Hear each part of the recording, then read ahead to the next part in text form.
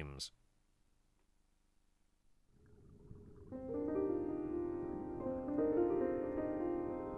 25 years ago, a man came into St Vincent's Hospital, Sydney, sick.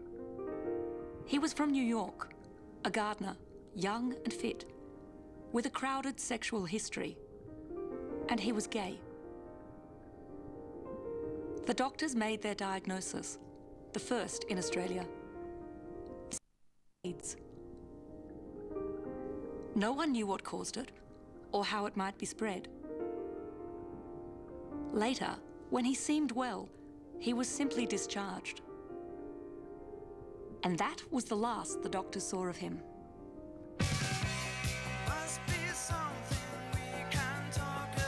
The streets he vanished into couldn't have been more fertile ground for the virus he was carrying. St Vincent's Hospital sat at the centre of where the plague of AIDS would take its worst toll. But there's something else about these streets. They were one of the first places in the world AIDS met its match. In the very deviants and misfits it threatened to wipe out: junkies, poofters and whores. In Sydney, the lepers took over the AIDS colony and aimed all their bad habits and wild instincts straight back at the virus. Together they broke the law, offended everyone, and saved tens of thousands of lives. They've a very different story of a plague to tell. How luck, guts, and sheer bloody pragmatism might yet save the world from AIDS. We can get together. We can get together. Later sometime.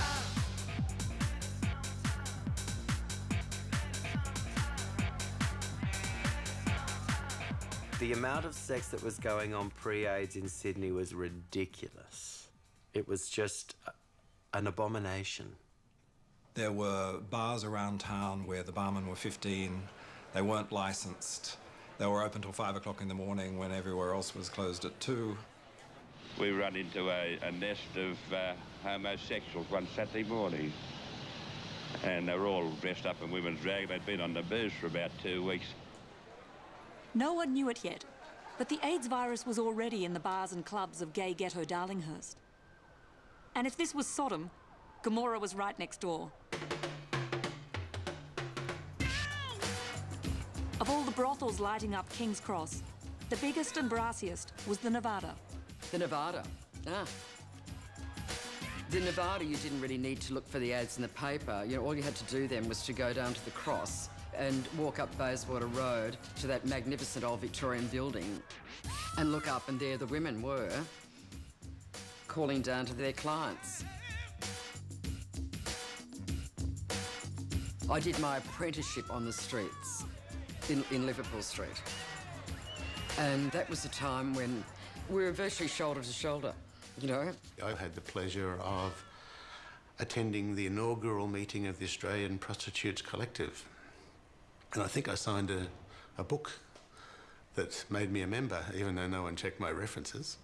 The Taylor Square Clinic was a thriving, old-fashioned clap clinic for its thoroughly modern clientele.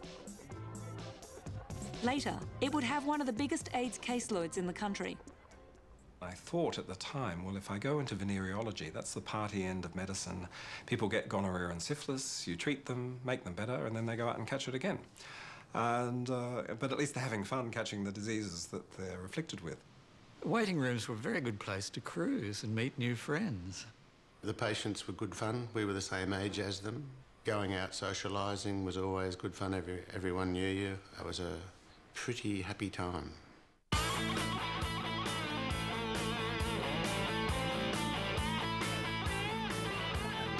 Happy times, chemically induced, preoccupied another mob moving through these streets. The most despised people in Sydney. They hated us. They'd come home from work and find their house burgled. You know, that's the idea everybody had about a drug user. The drugs of choice were heroin and speed, delivered where the AIDS virus will easily pass, through the point of a needle.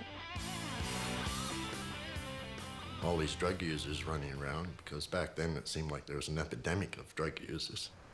In some location like, you know, King's Cross and We were sort of like a tourist spectacle almost. I'm not sure that the whole of Australia or even the whole of Sydney changed so dramatically at that same time, but it felt for us like it did. It didn't. Why don't you call yourself a straight-out poofter and pervert? And why are perverts allowed to run the street and rape and murder and kill little babies like you?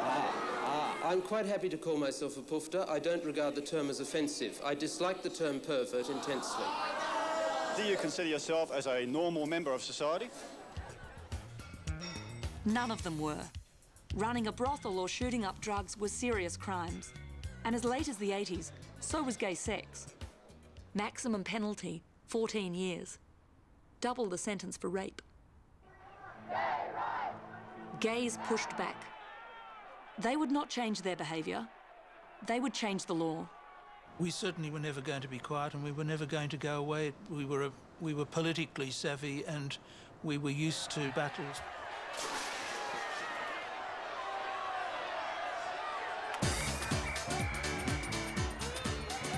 This is the world that the New York Gardener had melted back into, where nothing was going to stop the party.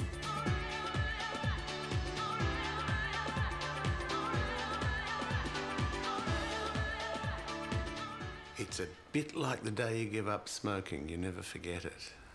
The doctors at Taylor Square were sitting down in the tea room, and the first little report in the Centre for Disease Control magazine had just been published. And I remember we looked at it and said, that looks a bit grim. The date was March the 12th, the day after the first Hawke government was sworn in, and there's a ritual whereby all the public servants come across to Parliament House to one of the committee rooms there, about 20 of the senior health public servants, and they had 2 great fat volumes of all the issues I would have to attend to as health minister. And sometime in the afternoon, there was this thing called GRIDS, Gay-Related Immune Deficiency. And I said, could you explain this to me? Neil Blewett had a very good intellectual understanding of policy, but as a retail politician, I think he was quite removed from the nuts and bolts of getting things done politically in Australia. Often said that I was too scholarly and academic a figure. Bill brought to my office a streetwise capacity. Openly gay, Bill Botell also brought an insider's knowledge of life in Darlinghurst. Now, my own sexual life, which became an object of considerable discussion, I mean, is perhaps in some ways odd. I had had a couple of homosexual experiences when I was at university. I married in my late 20s.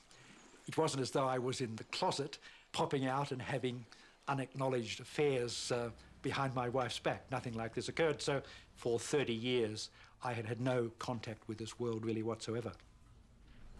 On the day of that first ministerial briefing, that was about to change. The New York Gardener had just been diagnosed at St Vincent's. And I always remember the then Chief Commonwealth Medical Officer coming over, and when we asked about this new problem, well, he said, well, Minister, whatever else it is, you can be sure that it's not a virus. Of course it's a virus. The problem with HIV is that where it chooses to deposit itself is right in the heart of your immune system.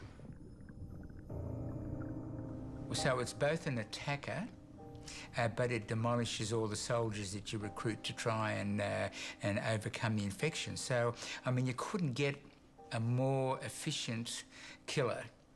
Within days to weeks of being infected, the virus is in every organ of your body. And the disturbance is largely in the gut, but it's in your brain and your liver and everywhere else. And add to that a 10-year average incubation period. So anyone who's infected with it has just been donated a 10-year opportunity to infect other people.